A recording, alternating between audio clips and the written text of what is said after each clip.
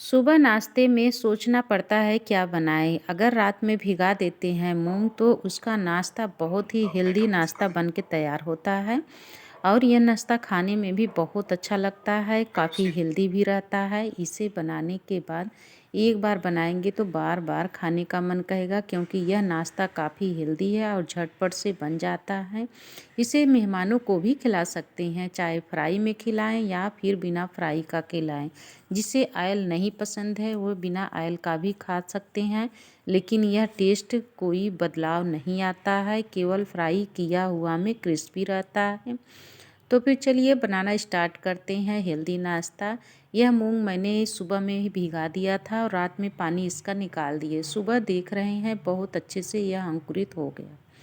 आप इसे बिना अंकुरित का भी बना सकते हैं, ऐसा नहीं है कि अंकुरित ही रहे। इसे मैंने सलाद के रूप में रखा था, लेकिन सलाद में यह भूल गए और कोई खाया नहीं। फिर मैंने सोचा इसका नाश्ता बना लें। सुबह सुबह इसका नाश्ता बनाने के लिए मैं इसे जार में डाल करके ग्राइंड करने के लिए इसमें थोड़ा सा बेसिक मसाले डालेंगे, या ज़्यादा मसाला भी नहीं पड़ता है। इसमें 2 चम्मच छोटे चम्मच से इसमें डाल दीजिए सूजी, बड़े चम्मच है तो 1 चम्मच डाल दीजिए। सूजी से यह फूलने में काफ़ी मदद मिलती है। इसके बाद 4-5 लहसुन की कलियां डाल दीजिए। लहसुन की कलियां डालने से डाइजेशन भी अच्छा रहता है और फ्लेवर भी बहुत बढ़िया आता है। तीखा करने के लिए एक हरी मिर्च डाल दीजिए और इसमें 1 चुटकी हींग भी डाल दीजिए। हींग से फ्लेवर बहुत बढ़िया आता है। और इसमें आधा चम्मच जीरा ज़रूर डाल दें। जीरा डालने के बाद स्वाद अनुसार नमक ऐड कर दीजिए। और इसमें बेसिक मसाले कुछ नहीं पड़े हुए हैं, बस इसी सब से हम बनाएंगे इसका फ्रेंच, और बहुत बढ़िया बन के तैयार होगा। यह झटपट का नाश्ता है। जब भी सुबह में या फिर शाम को भूख लगती है तो हम इस नाश्ते को बना करके सबको दे सकते हैं, और यह काफ़ी हेल्दी रहता है। और इसमें मैंने डाला 2 इंच अदरक का टुकड़ा और नींबू आधा मैंने काट करके डाल दिया, ताकि हल्का सा खट्टापन रहे। खट्टापन आने से इसका फ्लेवर बढ़ जाता है, इसलिए नींबू का रस डाल दें। और अगर नींबू का रस ना हो तो दही भी डाल सकते हैं, 2 चम्मच या फिर 1 चम्मच। हल्का सा खट्टापन आना चाहिए। इन दोनों को अगर नहीं है तब इसके जगह पर अमचूर पाउडर ऐड करिए। वैसे अमचूर पाउडर आप स्किप कर सकते हैं, अमचूर पाउडर ज़रूरी नहीं है। सबसे अच्छा फ्लेवर आता है दही और नींबू से, और यह सिंपल रहता है, अच्छा लगता है खाने में, बहुत ही बढ़िया बन के तैयार होता है। इसे 5 मिनट हम इसको इस तरह से ग्राइंड करेंगे। यह बहुत बढ़िया स्मूथ ग्राइंड हो जाता है।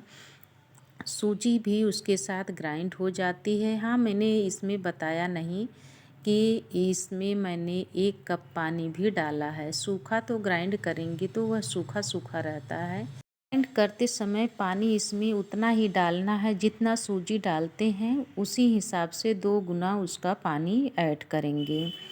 पानी डालने के बाद अब गैस पर एक पतीला रख दीजिए। इस तरह का बर्तन रखें ताकि हम इसमें बर्तन जो रखें वह अच्छे से सेट हो जाए, थाली हो।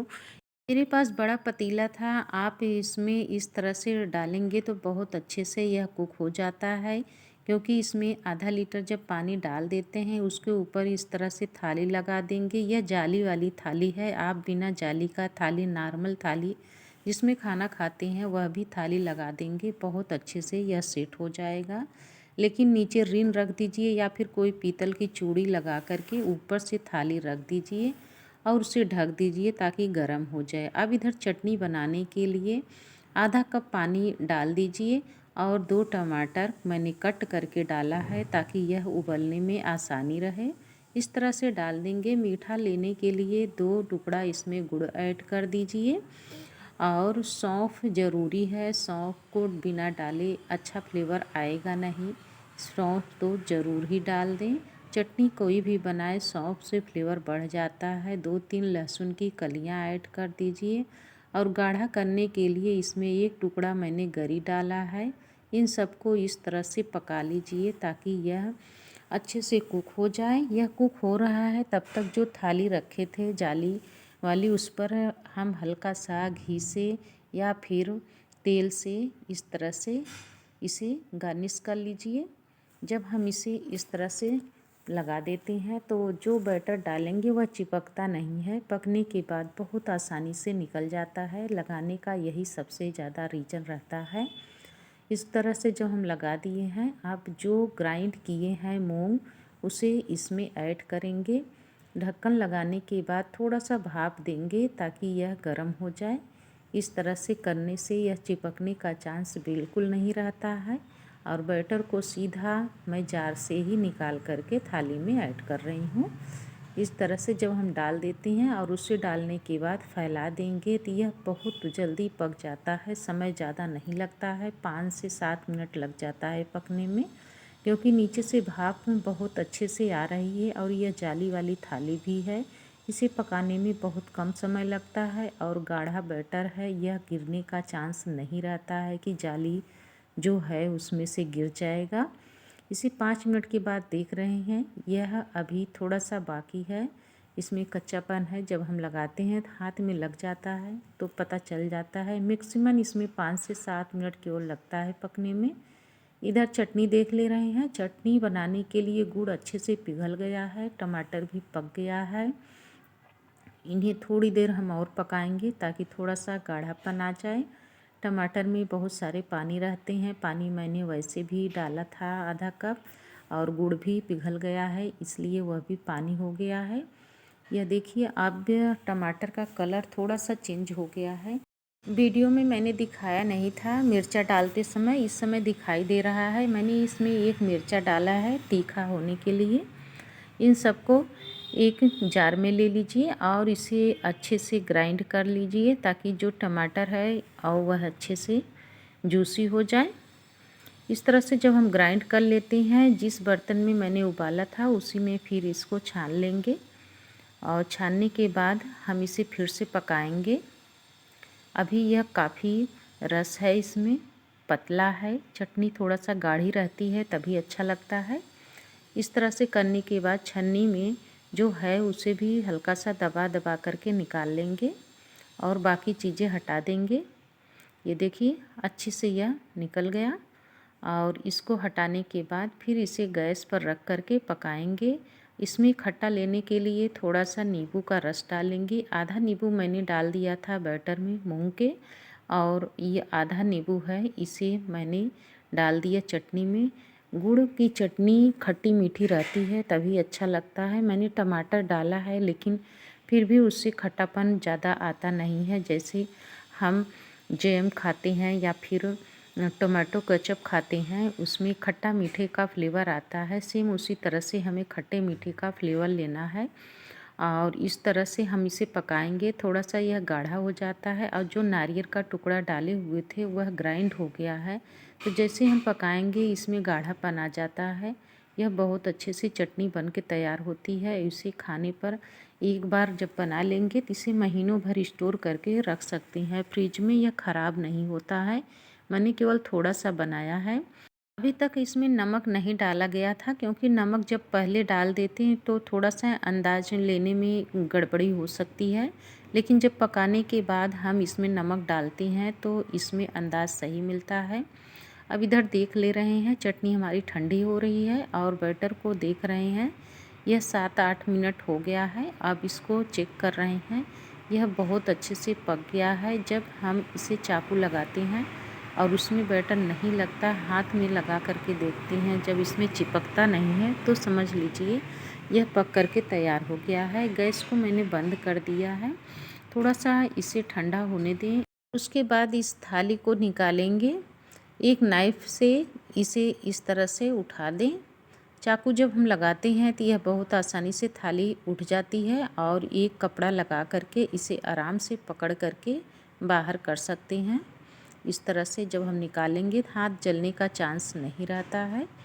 और भगोना को साइड में रख दें, इसे थोड़ी देर के लिए ठंडा होने दीजिए। फिर इसके बाद हम निकालेंगे। जैसे ही हम तुरंत निकालते हैं यह चिपका रहता है और ये निकलने में टूट जाता है, इसलिए थोड़ी देर ठंडा होने दें, यानी कि 2 से 3 मिनट ठंडा होने दें। जब इसका भाप ख़त्म हो जाता है उसके बाद ही इसमें चाकू लगाएंगे।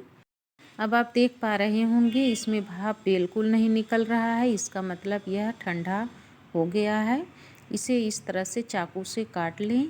यह ऑप्शनल है, इसे आप फ्रेंच बना सकते हैं या फिर टिकिया के रूप में भी बना सकते हैं। यह बहुत अच्छा लगता है खाने में। कटिंग आपके ऊपर है, आप जिस तरह से इसे कटिंग करेंगे उस तरह से यह निकल जाता है। मैं इसे लंबे लंबे में काट रही हूँ फ्रेंच की तरह, और यह बहुत ही आसानी से निकल जाता है। और इसे निकालने के बाद आप कह नहीं सकते हैं कि यह मूंग का बना हुआ है। यह बनाने में भी आसानी रहती है और हेल्दी तो होता ही है। इसे मैं इस तरह से निकाल रही हूँ तो अच्छे से सेब निकल नहीं पा रहा है।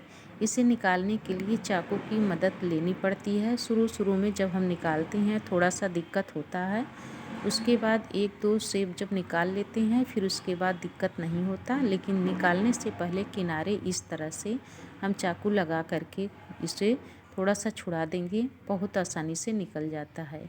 मेरे पास तो एक स्केल की तरह चाकू है, उससे मैं इसे निकाल रही हूँ। यह बड़े ही आसानी से निकल जा रहा है। वैसे आप नॉर्मल चाकू से भी इसे इस तरह से निकालेंगे, बड़े आसानी से यह निकल जाता है। क्योंकि नीचे से मैंने लगाया था घी, और घी लगाने से या फिर ऑयल लगाने से यह चिपकता नहीं है, फिर भी सेब ख़राब ना हो इसकी वजह से चाकू लगाना पड़ता है। आप हाथ से भी निकाल सकते हैं, ऐसा नहीं है कि हाथ से नहीं निकलेगा। लेकिन जिस तरह से मैं निकाल रही हूँ इस तरह से निकालने में सेब ख़राब नहीं होता। यह बहुत ही आसानी से सेब बन के तैयार होता है। जिस तरह से कट किए हैं उस तरह से आराम से निकल जाता है। इसे निकालने के बाद आप इसे चटनी से ऐसे भी खा सकते हैं बिना फ्राई का। यह बहुत ही टेस्टी बन के तैयार होता है और काफ़ी हेल्दी रहता है। सुबह सुबह नाश्ते में तो मैं तो यही खाती हूँ और बहुत ही अच्छा लगता है। और इसे बनाने के बाद इस तरह से चटनी रख दीजिए। चटनी भी काफ़ी गाढ़ी हो गई है, इसे डुबो के दिखा रहे हैं। इस तरह से चटनी लगा करके खट्टी मीठी खा सकते हैं। बहुत ही अच्छा यूनिक बना हुआ है। और यदि इसे फ्राई करके खाना चाहते हैं क्रिस्पी, तो इसे ऑयल में फ्राई कर लीजिए। इसे फ्राई करने के पर और भी टेस्ट बढ़ जाता है इसका। इसे मेहमान भी जब आते हैं घर में, हमारे घर अक्सर पकौड़ी और ब्रेड पकौड़ा ये सब बनाया जाता है। काफ़ी हेल्दी रहता है, वो ऑयल से भरा हुआ रहता है। लेकिन मूंग का फ्रेंच जब बनाते हैं यह बहुत अच्छा लगता है खाने में और सेहत भी अच्छी रहती है। इसलिए मैं तो अक्सर ही मूंग का ही बैटर का बनाती हूँ नाश्ता। आपको यह फ्रेंच कैसा लगता है इसे कमेंट करके ज़रूर बताइएगा। और यह कितने आसानी से बन जाता है ये भी देख लीजिए। शाम को मूंग भिगा दीजिए और सुबह में नाश्ता फटाफट बना लीजिए। इसे न तो कोई समय लगता है न रखना पड़ता है कि हम इसे रखें थोड़ी देर फुलाएं, यह कुछ भी नहीं है करना। झटपट से यह नाश्ता बन जाता है। और जब ऑयल गरम करती हैं और इसे निकालने में ये ऐसा नहीं है कि इसे पकाना है बहुत देर तक, बस इसे हल्का सा गोल्डन होना है, इसके बाद निकाल लीजिए। क्योंकि हमारा यह फ्रेंच पका हुआ है, केवल इसे ऊपर से क्रिस्पी करना है। इस तरह से बारी बारी डाल करके इसे फ्राई कर लेते हैं। यह बहुत ही अच्छा बन के तैयार होता है। इसे हम सफ़र में भी ले जा सकते हैं, यह काफ़ी हेल्दी है। सबसे बड़ी बात तो यह है इस फ्रेंच में यह ख़ास है कि इसे फ्रीज में बना करके रख दीजिए। इसे 2 से 3 दिन तक ऐसे ही बना रहता है, ख़राब नहीं होता। और फ्राई करके जब रख रहे हैं तो इसे 1 हफ्ते तक चला सकते हैं, यह ख़राब नहीं होता है। इस तरह से जब हम नाश्ता बनाते हैं तो एक यूनिक नाश्ता बन के तैयार होता है। और मेहमान भी पूछते हैं ये किस चीज़ का बना हुआ है, क्योंकि यह देखने में अच्छा लगता है और खाने में भी टेस्टी होता है और काफ़ी हेल्दी रहता है। आई हो आप सबको वीडियो पसंद आई होगी यह हेल्दी नाश्ते का। और कौन सा आपको नाश्ता पसंद आया, फ्राई किए हुए या फिर बिना फ्राई के, मैंने दोनों ऑप्शन दिए हैं। जो भी आपको अच्छा लगा हो इसे कमेंट करके ज़रूर बताइएगा। हमें भी पता चलता है कि हाँ आपको किस तरह का नाश्ता पसंद है। कहाँ से वीडियो देख रहे हैं ये भी कमेंट करके बताइएगा। ज़्यादा से ज़्यादा शेयर कीजिए यदि वीडियो अच्छा लगा हो तो, और नहीं अच्छा लगा है तो स्किप भी कर सकते हैं। हमारी वीडियो देखने के लिए आपको बहुत बहुत धन्यवाद।